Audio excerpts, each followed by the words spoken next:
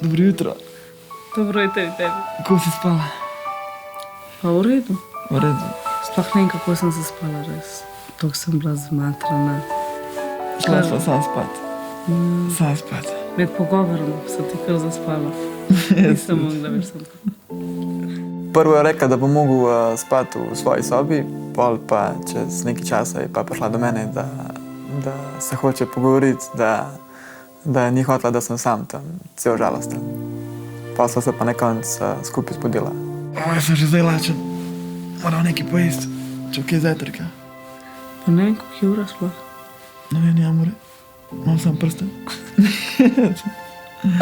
Prsten, to je važno. A se ti sploh zavedaš? Jaz še kar ne morem verjeti. Zdaj si moja žena. Ne boš mi več pobegant. Misliš? Am te spustil zdaj.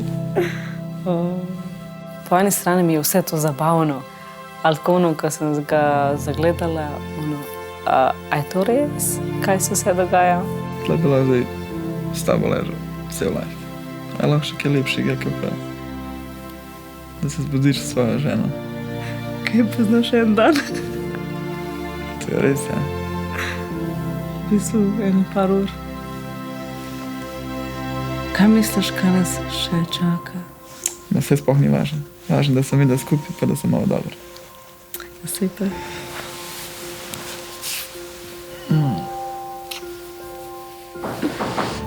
Kdo je zdaj, no? Kje naj najde? Zajtrk. Ma glih zdaj. Jo. Zamišljal sem si, da bo taka jutra, ampak nisem vedel, da se mi bo to sploh kdaj zgodilo. Mislim, da je dobro, da pari ne dajo preveč teže na to, ali so bili ali niso bili intimni na prvo poročno noč. Nekateri odnosi se razvijajo hitreje, nekateri počasneje, oboje je normalno in pravilno. Vsak par ima svoj ritem.